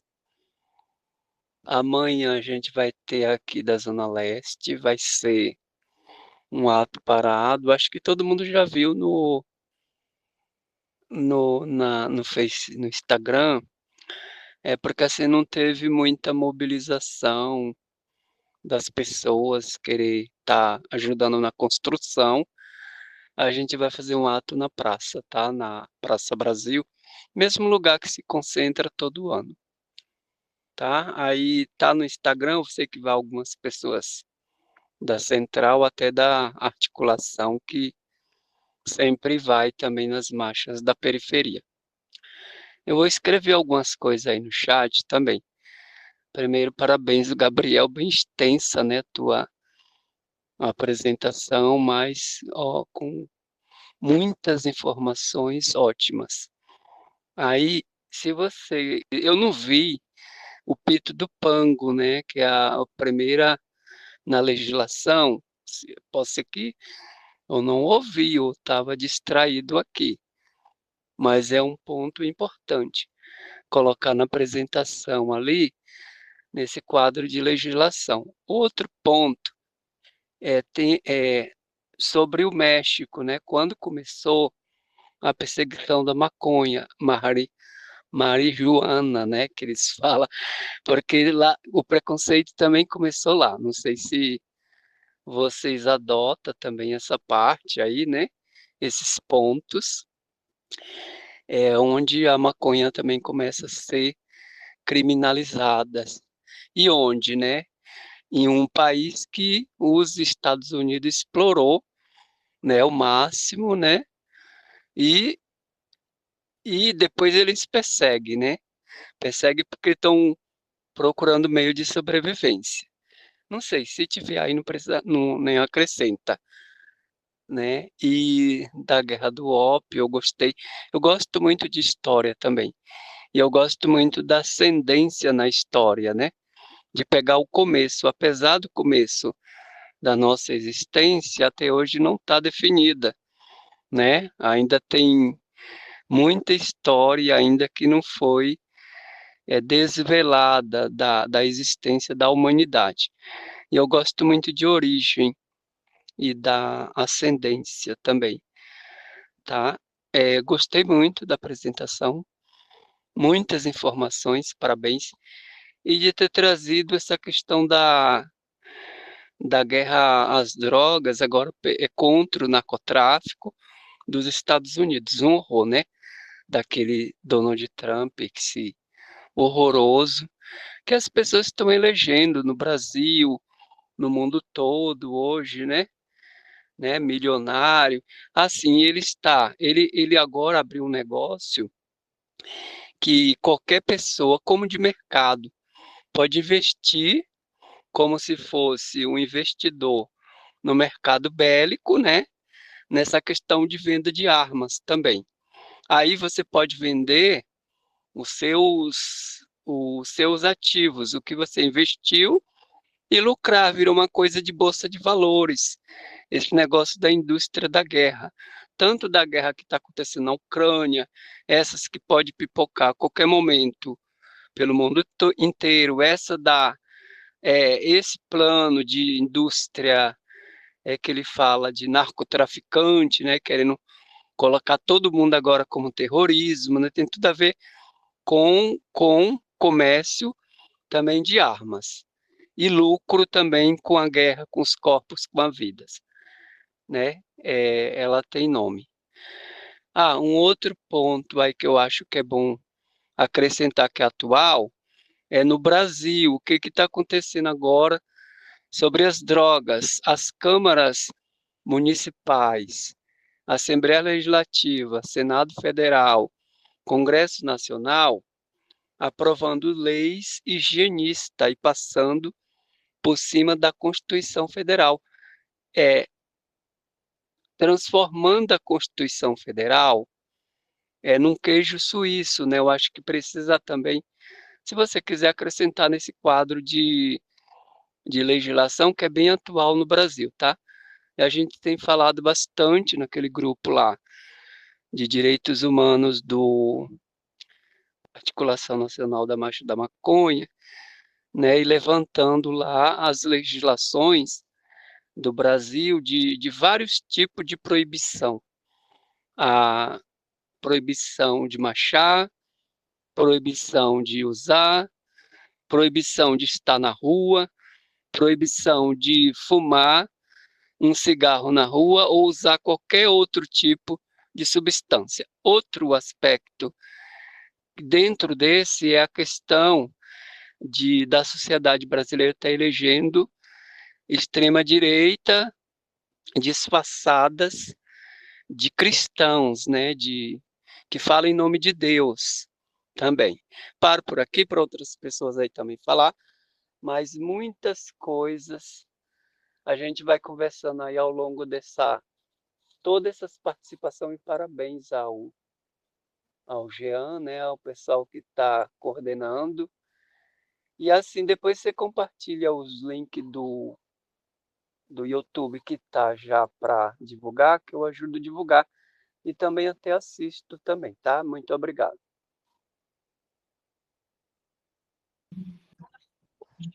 Valeu, Adilson. Quer responder, professor? Uai, posso já. O Adilson, eu só mencionei o Pito do Pango. Quando eu estava construindo a aula, que é meio do meu jeito, eu fui escrever ela primeiro. E aí, eu estava até com medo, na hora que eu fui organizar o slide, eu até cortei umas partes, porque eu tinha organizado uma parte inteira sobre essa história legislativa e a maneira que vai ganhando força o proibicionismo aqui no Brasil. Só que aí eu percebi que ia demorar demais. O meu texto deu 19 páginas. de eu escrevendo para construir a aula. Aí eu falei, nossa, se eu falar isso tudo aqui vai dar tudo errado, sabe? E aí eu fiquei super nervoso, inclusive, com a gestão do tempo. Acho até que eu extrapolei o que eu planejei. Eu planejei falar por 1 hora, sabe? Então foi um erro. Acho que eu preciso e agradeço os toques, né? É por isso as ausências das legislações brasileiras, né? Porque eu achei, assim, que talvez seja interessante nessa aula ter focado um pouco nessa gênese do proibicionismo e alguns desses paradigmas, né, do proibicionismo, porque eles também são representados aqui no Brasil.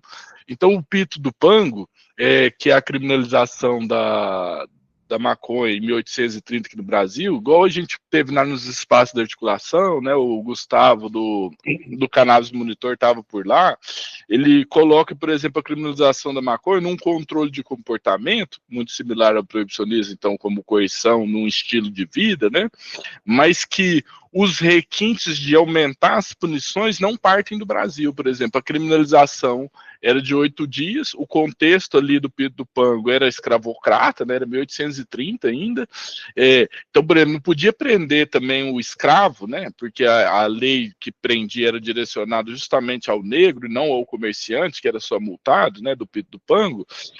Como que prende, por exemplo, a mercadoria, o objeto, né, de alguém, porque era assim que funcionava no período escravocrata por 5 anos.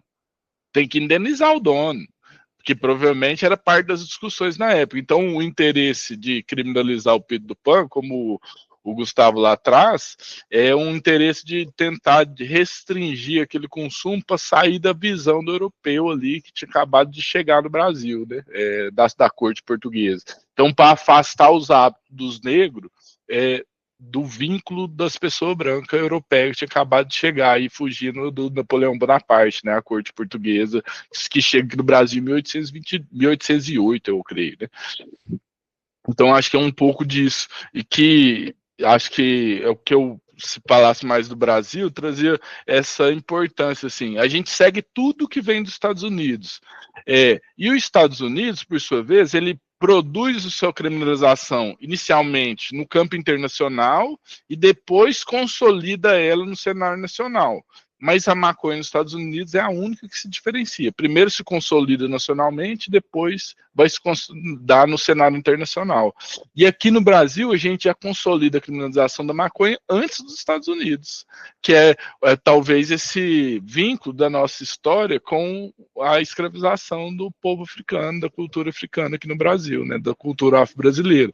Porque não vai ser somente o consumo de maconha que vai ser criminalizado a capoeira, vai ser criminalizado o samba, vai ser criminalizado as religiões de matriz afro, né?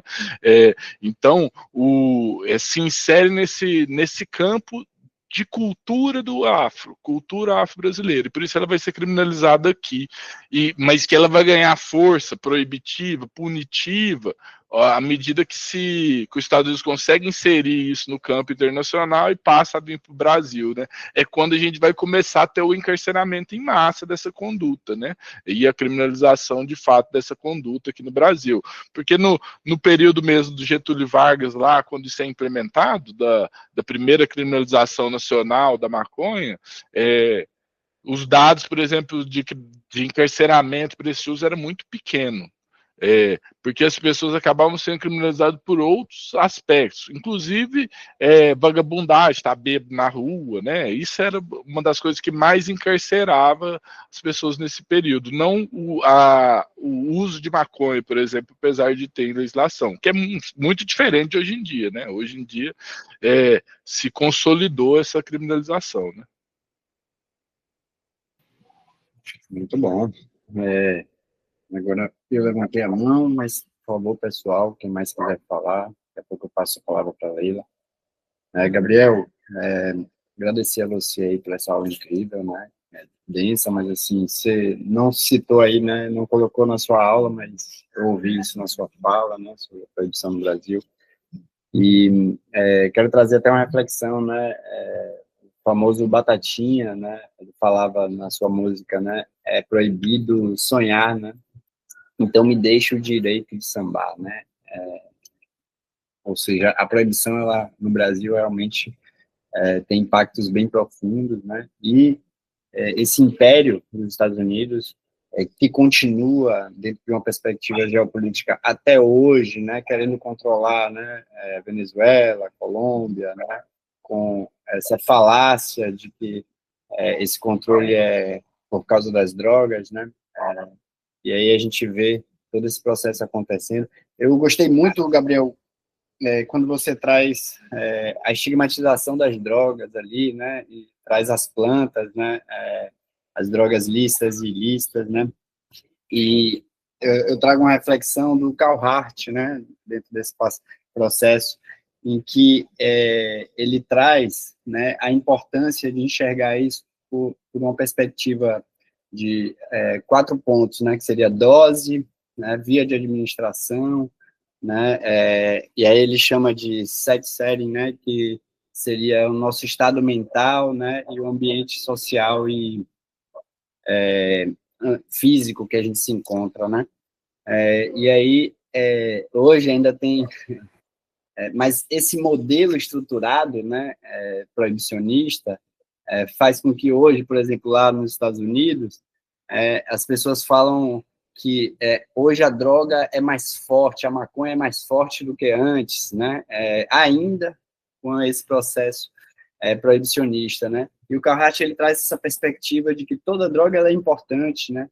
E é muito importante que a gente entenda esse processo da potência, de fato, o ambiente que a gente está inserido, como a gente vai administrar e o que a gente está administrando, né? Porque quem sofre com isso, né?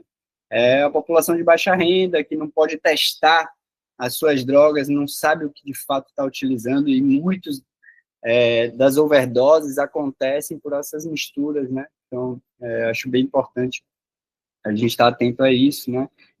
Porque desencarcerar, né, e trazer informações, educação sobre o uso consciente, né, das drogas é medicinal, né? É terapêutico, né? E é muito boa essa reflexão, viu, Gabriel? Muito boa mesmo. Agradeço a você.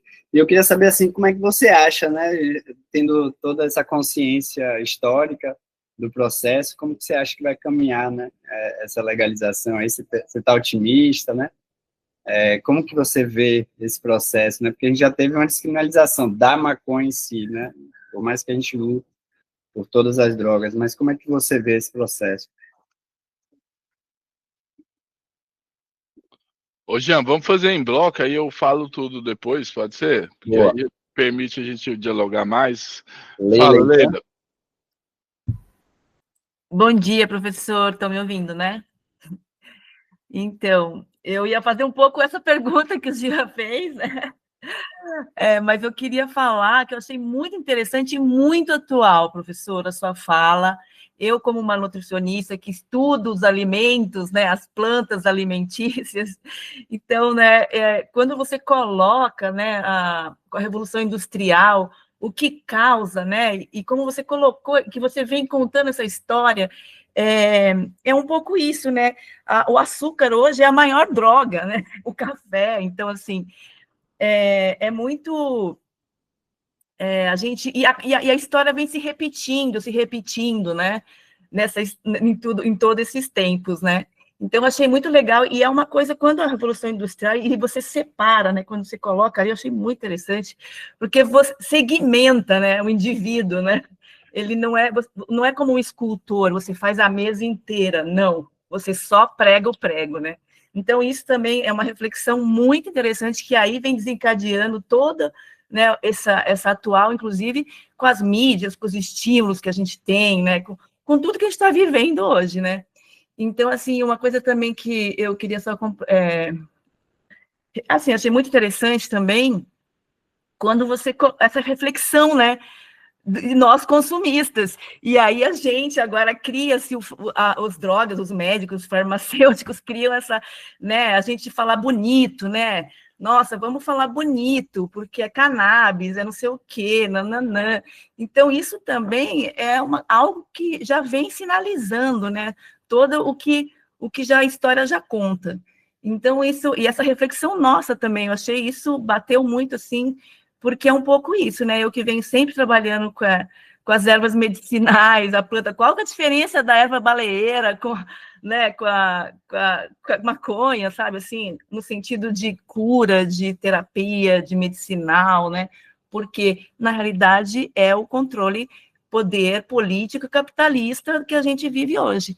Então, bateu muito isso, assim, muito obrigada mesmo por essa reflexão, né, desse consumo, de a gente mesmo está falando, né, como você mesmo colocou, tipo, aquele gráfico que você usava e que hoje você realmente faz todo sentido, professor, muito obrigada mesmo, e eu queria, a minha pergunta é sobre isso, de toda a história que você trouxe, né, e o seu trabalho, qual que a sua, um pouco, qual a sua, o que eu diria, a sua visão, o seu visionarismo, sei lá, que diria o encaminhamento que a gente está vivendo, a sua previsão. Enfim, muito obrigada, professor. Massa. Vamos lá, Matheus? Bom dia a todas, todes, todos. É um prazer estar aqui com vocês. Eu confesso que acompanho vocês pelas redes sociais e só hoje deu certo de estar efetivamente entrando em contato por meio dessa aula. Eu quero enganchar justamente com o que a Leila colocou, o Adilson também, Gabriel, de forma Jean também, e partir para a questão da predição, agradecer a aula, né, muitos dos pontos vêm em favor do que a gente tem trabalhado, e ir para o lado da predição, o que a gente planeja, o que a gente observa, o que a gente vê. A gente tem a temperatura global hoje em 1,5 graus Celsius e a gente tem uma luta global, em alguns casos, para não redução, pensando no descongelamento, no degelamento de áreas, e aí você tem teorias e mais teorias sobre isso. E falando em 1,5 graus Celsius, a gente engloba praticamente todos os conflitos internacionais atuais, que são mais ou menos 120 no mundo. A gente tem mais ou menos mais de 400, na verdade, mas denominados internacionais com luta armada são 120. A predição a gente tem que a OPEP, OTAN e FMI, Fundo Monetário Internacional, são aparentemente os órgãos mais poderosos do mundo na atualidade. Então, eles regem nossos corpos nessas guerras, eles escolhem o que a gente vai vestir, o que a gente vai comer, se a gente vai produzir açúcar, se a gente vai desmatar a Amazônia, se a gente não vai, se a gente vai, onde a gente vai. E hoje eu trabalho com inteligência artificial, uma das tecnologias das quais eu trabalho. A gente tem um controle de corpos gigantesco nessa temática, porque a gente está usando o que agora? Um celular. A empresa que está cedendo essa plataforma é a Google. A gente não está seguro, e eu falo isso aos 7 ventos há muito tempo já, eu falo muito tempo, desde há 8 anos pelo menos, que a gente não tem mais privacidade, de forma alguma. E para fechar essa pontuação, eu trago como dúvida, quais pessoas seriam os responsáveis por efetivamente concretizar a tão sonhada reparação histórica e da sua forma mais complexa e não abstrata possível. Indo direto ao ponto, a gente tem um dado do IPEA de que 50 bilhões de reais, não dólares, reais, e eu acho que esse dado está subestimado, é muito mais do que isso, é gasto por ano no Brasil nessa falida guerra às drogas. Esse valor, se você pega desde 1500, que é onde foi que começou a colonização, você passa dos trilhões, zilhões, se você faz vezes 500.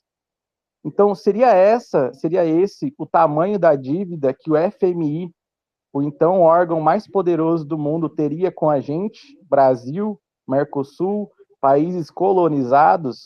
Seria a União Europeia os responsáveis por fazerem essa reparação real no campo prático, na atualidade, pensando que a gente está no capitalismo? Infelizmente, o sonho meu particular é o anarquismo e organizado, sem hierarquias e etc. Acredito que é o sonho de muitos. E para fechar esse questionamento, é uma conta praticamente impagável, entre aspas. Só que se a gente bate, e quando eu falo bate, é bater na porta, sem luta armada, mas já com luta armada, no sentido de idealização, de persuasão, de domínio de informação, etc., se a gente cobra esses espaços de poder, que são os espaços de maior poder global na atualidade, se a gente bate na porta da Kristalina Georgieva, que é a diretora executiva do FMI hoje, com esse tamanho de conta, vocês veem que é uma possibilidade de a gente concretizar, ainda nesse século, ainda nessa década, quem sabe no ano que vem, o sonho da reparação histórica, que é milenar.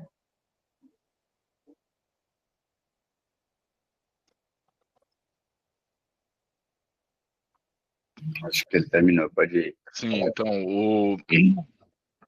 começar assim um comentário, mais pela fala do Matheus, no final, sobre os valores que talvez eles estariam nos devendo devido à guerra às drogas, né, o investimento nisso. É que isso não é falho, sabe? Isso, na realidade, esse é o objetivo, né? Porque, por exemplo, ao se incorporar como o proibicionismo como ideologia do Estado no século XIX, principalmente no século XX, e aí eu vou viajar aqui, assim, porque eu imagino isso, mas eu não consegui muito referenciar ainda essa perspectiva, né? Mas eu creio, por exemplo, que o racismo ele é estrutural na sociedade. E ele é estrutural porque foi construído numa lógica marxista, assim, a partir do olhar da exploração comercial da sociedade, da luta de classe, é que no período escravocrata, um projeto de poder escravista garantia que se interferisse no corpo e diferenciasse os corpos entre o corpo branco e o corpo negro como algo inferior, né? Como se fosse o bom e o mal, e um homem de menor valor, né? Um ser, né? Um sujeito de menor valor, inclusive alçado a objeto, foi responsável por estruturar agora, contemporaneamente, toda uma lógica racista na sociedade. E aí eu ando, e que eu não consigo referenciar ainda, é se o proibicionismo ele pode ser, no pós-escravidão, no início das reivindicações europeias, onde ainda tinha uma contradição, né, em países escravocados e países que já tinham feito até suas revoluções liberais, suas revoluções burguesas, combatido a nobreza, que é o caso, por exemplo, dos Estados Unidos, da França, a própria Inglaterra, né?